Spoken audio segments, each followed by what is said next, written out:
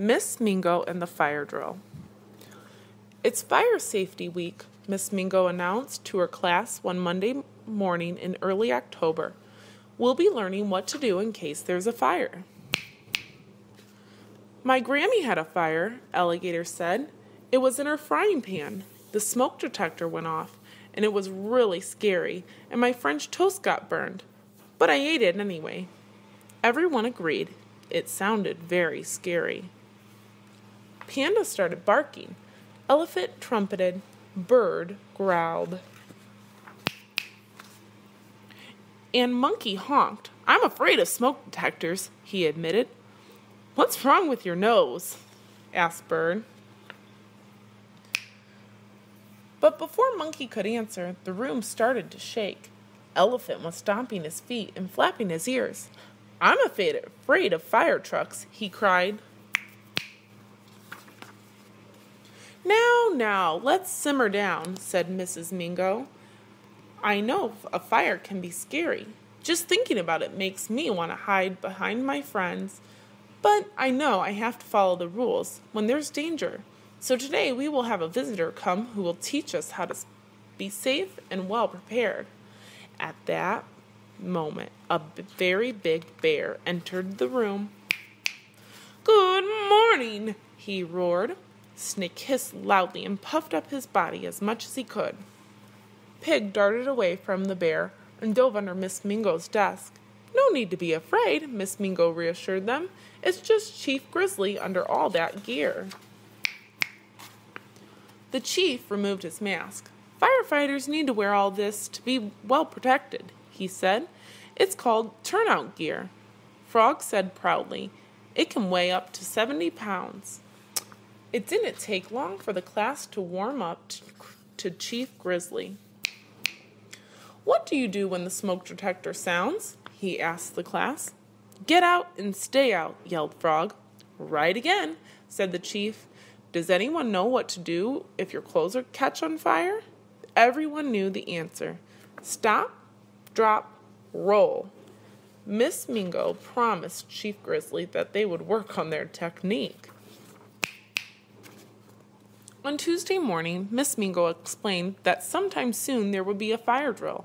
When? Asked Narwhal. I don't know, answered Miss Mingo, but don't worry, we will practice and we will be ready. She listed the steps that they would need to follow. Stop everything. Get in line with a buddy. No talking. Follow the primary route out of the building and go to the designated spot outside and line up. First, they practiced lining up. Alligator insisted on being the leader. Koala brought along a snack, and everyone was talking. Remember, said Miss Mingo, everything stays here in the room. Even my eucalyptus? Asked Koala. I can't leave it behind. Koala was so upset that he started rubbing his chest and growling. Phew, explained Alligator.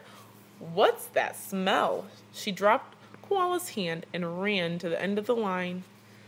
Oh my, said Miss Mingo, opening up a window. Why don't we do practice some more outside?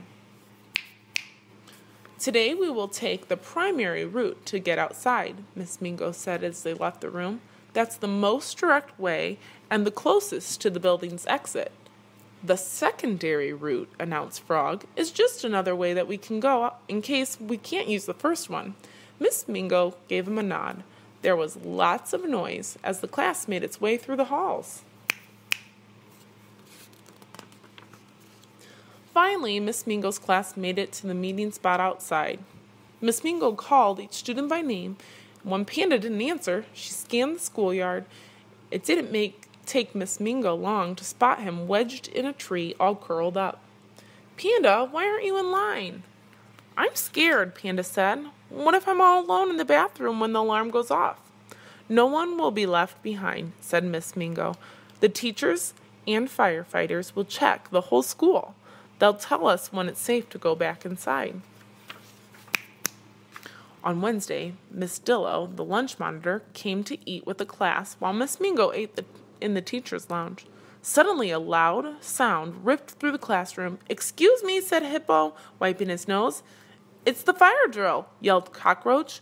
"No, no, it was just a sneeze," cried Hippo. But no one heard him. Giraffe was so frightened that he tipped over his chair. "Stop everything, please," Miss Dillo said.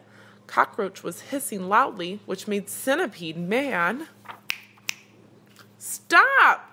Hippo yelled. "It isn't a fire drill." "It's a real fire?" Alligator screamed. Miss Dillo rolled herself into a ball. Alligator thrashed her tail wildly. Thwack! Everyone stopped to watch Miss Dillo fly across the room, right into Hippo's mouth. Pelican smacked him on the back, and out popped Miss Dillo. She rolled out of the classroom just as Miss Mingo returned from lunch. "Mercy me!" Miss Mingo cried. Friday morning, students trickled into the classroom. Miss Mingo reviewed all that they had learned about fire safety one more time. During the morning meeting, a siren blasted and bright red lights flashed. "It's here!" hollered Pig. "It's the fire drill!" Octopus cried. He squirted a cloud of ink into the room. But the class stayed calm. Narwhal helped some of his classmates to the doorway, where his students began to line up with their buddies. Miss Mingo led her class out of the room and down the hallway. Everyone protected their ears from the loud sound. There was no talking, there was no running, and no one stopped at the cubbies, although Alligator tried. The students were just about to exit the building when they found Chief Grizzly blocking the entrance with a sign that read, "Fire." He smiled and then winked, and they knew that this was just a special test. Frog nodded, and the class filed out using the secondary route. Outside, the class formed a perfect line and stood in perfect silence, while Miss Mingo called out every name. They were the very first class to be ready. Miss Mingo was so proud of her students, and so was Chief Grizzly, who rewarded them all for a job well done. The end.